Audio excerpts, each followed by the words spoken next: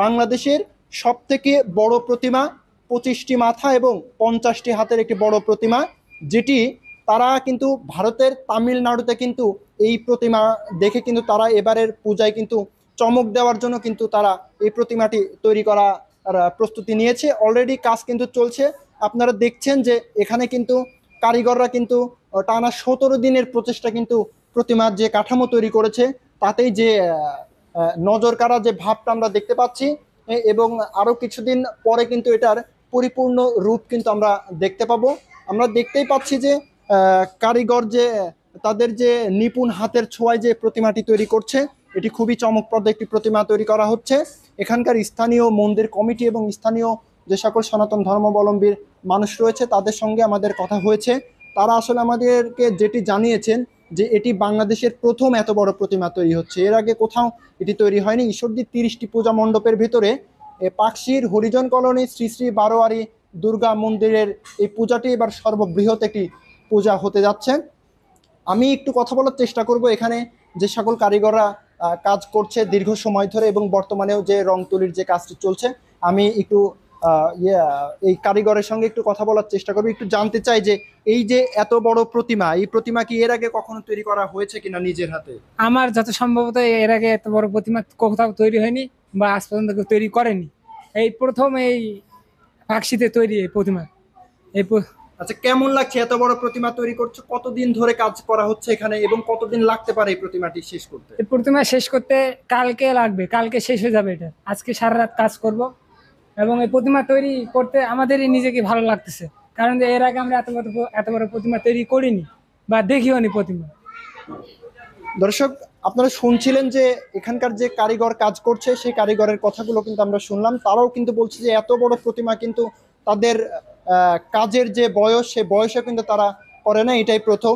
আমরা একটু প্রতিমাটি একটু ঘুরিয়ে দেখাতে চাই, যে প্রতিমাটির যে পরিপূর্ণ যে রূপটি রয়েছে সেটি আমরা একটু দেখাতে চাই।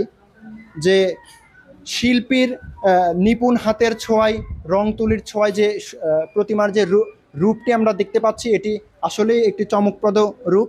আমরা একটু কথা বলার চেষ্টা করব এখানকার আর স্থানীয় মন্দির কমিটির যে সকল ব্যক্তিবর্গ রয়েছে, আসলে তারা এই প্রতিমাটি নিয়ে কি ভাবছে এবং এই পূজার যে হরিজন কলোনির শ্রী শ্রী বারোয়ারি মাতৃ মন্দিরের যে পূজার যে চমকপ্রদ যে পূজাটি করতে যাচ্ছে, এখানকার কমিটির মানুষজন আসলে কি কি বলছেন, আমরা একটু তাদের সঙ্গে একটু কথা বলার চেষ্টা করব। আপনার কাছে জানতে চাই যে এই যে আপনাদের যে মন্দিরটি, এই মন্দিরটি আসলে এত বড় একটি প্রতিমা তৈরি করছেন, এটি কেন? এবং অন্যান্য সময় তো পূজা করেছেন, এবারের পূজাটি আসলে এত চাকচমক করার মানে কারণটা কি? এটা আমরা করেছি যে আমরা উদ্যোগ নিয়েছি, জানো আমরা বাংলাদেশে এরকম কোনোদিন হয় নাই। আমরা চাই যে এই জিনিসটা হাইলাইট হোক বাংলাদেশের ভিতরে। আমরা চাই যে এই জিনিসটা সবাই দেখুক। আমাদের বাংলাদেশে অনেক সনাতন ধর্ম অবলম্বন মানুষজন আছে, তারাও দেখুক যে অমুক জায়গায় এই পূজাটা হচ্ছে পাকশি রেলওয়ে হরিজন কলোনিতে। তাই এই জন্যই আমরা মনে করেন এই জিনিসটা বানানোর জন্য উদ্যোগ নিয়েছিলাম। আজকে আমরা এই কাজের জন্য সফল হয়েছি মা দুর্গার আশীর্বাদে। এটাই বিশেষ। যে আমরা আরো একজনের সঙ্গে কথা বলবো। আমি তোমার কাছে একটু জানতে চাই, এটা তো তোমাদের এলাকার একটা মন্দির, যে এত বড় একটা প্রতিমা তৈরি করা হচ্ছে, নিজের কাছে কেমন লাগছে? হেবি ভালো লাগছে।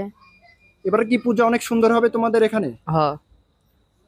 আপনারা কিন্তু শুনছিলেন যে এখানকার স্থানীয় যে সকল সনাতন ধর্মাবলম্বীর যে মানুষগুলো রয়েছে, তারাও কিন্তু ব্যাপক উচ্ছ্বাস উদ্দীপনার মধ্যে দিয়ে কিন্তু তাদের এই কাজটি কিন্তু তারা পরিচালনা করছে।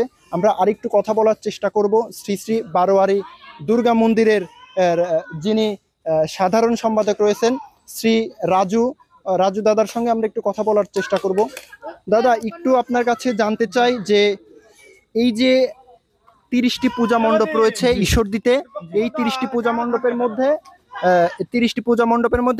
শ্রী শ্রী বারোয়ারি এই দুর্গা মন্দিরটি অন্যতম। এবং এখানে আমরা যেটি দেখতে পেয়েছি, জানতে পেরেছি যে এখানে এবার একটা আকর্ষণীয় পূজা আপনারা করতে যাচ্ছেন।